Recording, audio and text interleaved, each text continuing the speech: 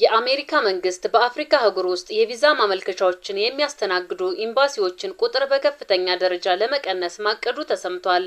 ይህ ያልተጠበቀና አስገራሚ ውሳኔ በየዓመቱ ወደ አሜሪካ ለመጓዝ የሚሹ በሺዎች የሚቆጠሩ አፍሪካውያንን ለከፍተኛ እንግልትና ለተጨማሪ ወጪዎች የሚዳርግ ሆኗል።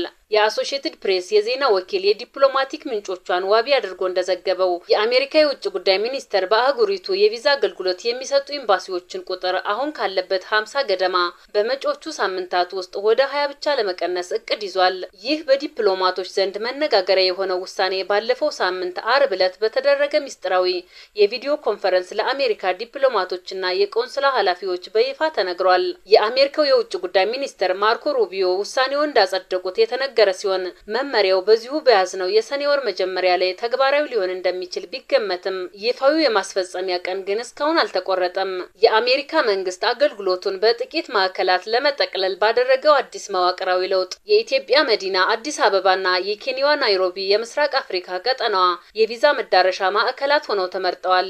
የአሜሪካ መንግስት አዲስ አበባን የምስራቅ አፍሪካ ቀጠናዋ የቪዛ ማዕከል አድርጎ መምረጡ ለኢትዮጵያ በራሷ በርካታ ዲፕሎማሲያዊ፣ ኢኮኖሚያዊና ስልታዊ ጥቅሞችን ይዞላት ይመጣል። አሜሪካ ይህንን ውሳኔ ማሳለፏ አዲስ አበባ በምስራቅ አፍሪካ ያላትን ስልታዊና የማይናወጥ የጂኦፖለቲካዊ አስፈላጊነት በድጋሚ ያረጋገጠ ነው። አሜሪካ በበርካታ የአፍሪካ ሀገራት የቪዛ አገልግሎትን ስትቀንስ በኢትዮጵያ ላይ ግን አገልግሎቱን ማስቀጠሏ በዋሽንግተንና በአዲስ አበባ መካከል ያለው የረጅም ጊዜ የዲፕሎማሲና የደህንነት አጋርነትን አሁንም ትልቅ ክብደት እንዳለው ያሳያል። ከጎረቤት ሀገራት ለምሳሌ ከሱዳን፣ ደቡብ ሱዳን፣ ሶማሊያ ወይም ሌሎች አዋሳኝ ሀገራት ወደ አሜሪካ ለመጓዝ የገቢ አማራጭ ይፈጥራል። በሌሎች አፍሪካ ሀገራት የሚኖሩ ዜጎች የቪዛ አገልግሎት በመቀነሱ ምክንያት ወደ ሌላ ሀገር ለመጓዝ ለቪዛ ቃለ መጠይቅ፣ ሆቴልና የአውሮፕላን ቲኬት ለመቁረጥ በሺዎች የሚቆጠር ዶላር ሲያወጡና ሲንከራተቱ፣ የኢትዮጵያ ዜጎች ግን ይህንን አገልግሎት በገዛ ሀገራቸው ያለምንም ተጨማሪ የጉዞ ወጪና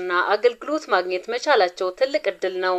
በአጭሩ ይህ ውሳኔ አዲስ አበባ በምስራቅ አፍሪካ ያላትን ቁልፍ መዳረሻነት የሚያጎላ ሲሆን ለኢትዮጵያ የዲፕሎማሲ ጡንቻ ለአየር መንገዷና ለአገልግሎት ሰጪ ተቋማት ወይም ሆቴሎች ያልተጠበቀ ተጨማሪ ኢኮኖሚ እንቅስቃሴን ይዞ የሚመጣ ነው። ከአዲስ አበባ በተጨማሪ አገልግሎቱን እንዲሰጡ የተመረጡ 20ዎቹ ከተሞች አቢጅዳን፣ አክራ፣ ኬፕታውን እና ጆሃንስበርግ፣ ዳካር፣ ዳሬ ሰላም፣ ጅቡቲ ሲቲ፣ ካምፓላ፣ ኪጋሊ፣ ኪንሻሳ፣ ሌጎስ፣ ሎሜ፣ ሉዋንዳ፣ ማላቦ፣ ሞኖሮቪያ፣ ፓርቲ ሉዊስ፣ ፕራያና ያውንዴ ናቸው። በሌላ በኩል ግብጽና ኤርትራን ጨምሮ 30 ሀገራት በቪዛ አገልግሎት የሚቀነሱ ሀገር ሆነዋል።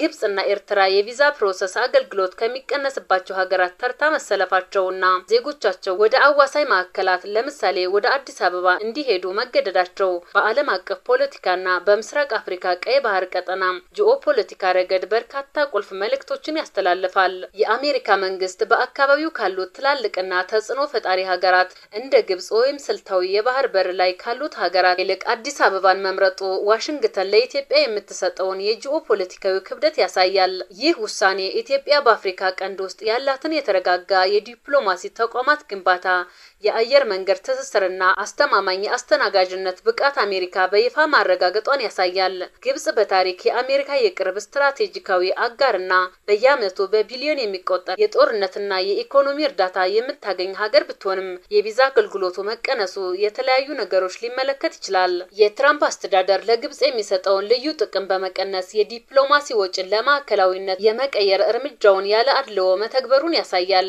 ከሰሜን አፍሪካና ከመካከለኛው ምስራቅ አካባቢ ወደ አሜሪካ የሚደረገውን የሰዎች ፍልሰት በበለጠ ጥብቅ ቁጥጥር ስር ለማዋል መፈለጉን ይጠቁማል።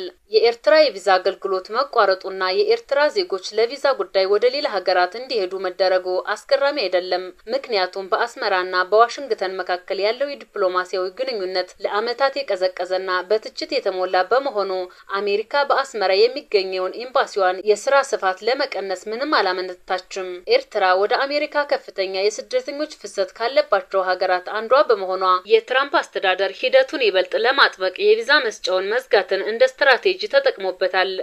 የግብጽና የኤርትራ ዜጎች ለአሜሪካ ቪዛ ጉዳይ ወደ አዲስ አበባ ወይም ወደ ሌላ የተመረጠ ማዕከል እንዲጓዙ መገደዳቸው በሀገሪቱ መካከል ላለው የኃይል ሚዛን ትልቁ ትርጉም አለው። በተለይም በናይል ወንዝ ፍትሃዊ አጠቃቀምና በቀይ ባህር ጂኦፖለቲካ ዙሪያ በኢትዮጵያ በግብጽና በኤርትራ መካከል ስውርም ይሁን ይፋዊ ዲፕሎማሲ ፍትጊያ ባለበት በዚህ ወቅት አሜሪካ ኢትዮጵያን ማዕከላዊ ማድረጓ ለአዲስ አበባ ትልቅ የፖለቲካ ሞራልና የበላይነት ይሰጣታል። በአጭሩ ይህ እርምጃ አሜሪካ በዲፕሎማሲ ግንኙነቷ ላይ የምታደርገውን የጥቅምና የደህንነት ስሌት የሚያሳይ ሲሆን ግብጽና ኤርትራን የመሰሉ ሀገራት በቀጠናው ያላቸው የዲፕሎማሲ ጡንቻ በአሜሪካ እይታ ዝቅ ማለቱንና በአንጻሩ የኢትዮጵያ ስልታዊ አስፈላጊነት ማደጉን በግልጽ ያሳያል።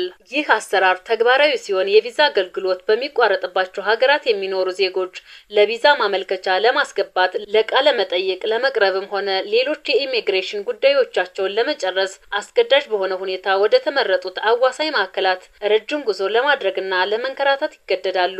ይህም ለአፍሪካውያን ተጓዥ በተለይም ከማዕከላቱ ርቀው ለሚኖሩ ከፍተኛ የትራንስፖርት ወጪና የተወሳሰበ የሎጂስቲክ ፈተና ይዞ የሚመጣ እንደሆነ ታውቋል። ምንም እንኳን በእነዚህ ሀገራት የቪዛ አገልግሎት ቢቀነስም ኤምባሲዎቹና ቆንጽላዎቹ ሙሉ በሙሉ አይዘጉም።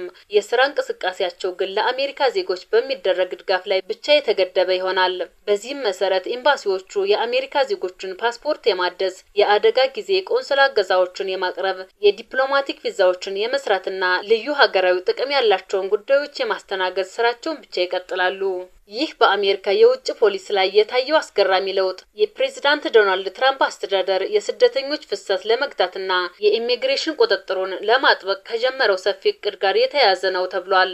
አዲሱ መዋቅራዊ ለውጥ ባለፈው አንድ ዓመት ውስጥ የአሜሪካ መንግስት ካደረጋቸው ተከታታይ ዲፕሎማሲ ማስተካከያዎች ከ2 ደርዘን በላይ ሀገራት አምባሳደሮቿን መጥራቷን ጨምሮ የቀጠለ ሲሆን አፍሪካም የዚህ ዲፕሎማሲያዊ ማዕበል ዋነኛ ሰለባ ሆናለች። የአሜሪካ መንግስት በአህጉር አፍሪካ ላይ የሰነዘረውን ይህ እጅግ ያልተጠበቀ መዋቅራዊ መብረቅ ሚሊዮኖችን በድንጋጤ ማዕበል ውስጥ የዘፈቀ ከመሆኑም በላይ በአፍሪካውያን ተጓዦች ላይ እውነተኛ የጉዞ ሲኦልና ወደር የለሽ ሰብአዊ መከራ የሚጋብዝ የጭካኔ ጫፍ ሆኖ ተመዝግቧል። ይህ እርምጃ በአፍሪካውያን ላይ የሚከፍተው የኢኮኖሚ ጦርነት በቀላሉ የሚገመት አይደለም።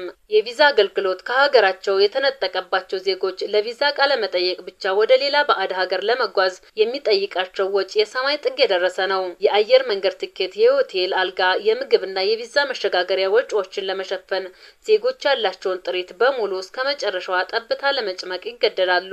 ይህ የቪዛ ማዕከል ፍለጋ የሚደረግ የገንዘብ ደም መፍሰስ ብዙዎችን ለድህነት አፋፍ የሚዳርግ እውነተኛ የኢኮኖሚ ማዕበል ነው። አንድን የቪዛ ወረቀት ለማግኘት ብቻ ድንበር ተሻግሮ በባዕድ ሀገር ኤምባሲ ደጃፍ ላይ ለአያሌ ቀናትና ሳምንታት መንከራተት የሚፈጥረው መዋቅራዊ ሲኦል ለአእምሮ የሚከብድ ነው። ተጓዦች ፓስፖርታቸውንና ሚስጥራዊ ሰነዶቻቸውን ይዘው በየሀገሩ ሲንከራተቱ ለከፍተኛ የደህንነት ስጋትና ለቀናት ለሚዘልቅ የስነ ልቦና ስቃይ ይጋለጣሉ።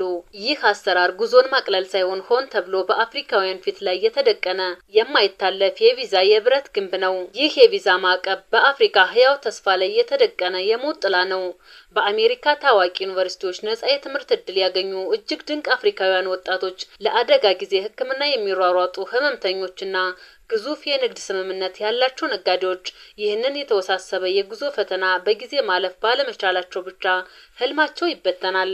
ውሳኔው የአፍሪካን የፈጠራና የእድገት ክንፍ የሚቀጥፍ እውነተኛ የእድሎች መቃብር ነው። ይህ የአሜሪካ ውሳኔ ዲፕሎማሲያዊ ማስተካከያ ሳይሆን በአፍሪካውያን ህልምና ክብር ላይ የተሰነዘረ ታሪካዊ አስደንጋጭ የጉዞ እገዳ መቅሰፍት ነው።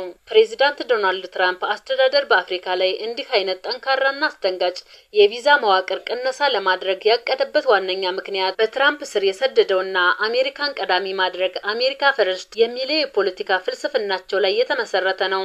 ትራምፕ በምርጫ ቅስቀሳቸውም ሆነ በይፋዊ ንግግሮቻቸው ስለ ስደትና ብሔራዊ ደህንነት የተናገሯቸው ሀሳቦች ለዚህ እርምጃ እንደ ማብራሪያ ሊጠቀሱ ይችላሉ። ትራምፕ በተደጋጋሚ ጊዜ ጠንካራ ድንበር የሌላት ሀገር ልትሆን አትችልም በማለት ይከራከራሉ። የእሳቸው አስተዳደር ወደ አሜሪካ የሚመጡ የውጭ ዜጎች ፍሰት በጥብቅ ለመቆጣጠር ይፈልጋል።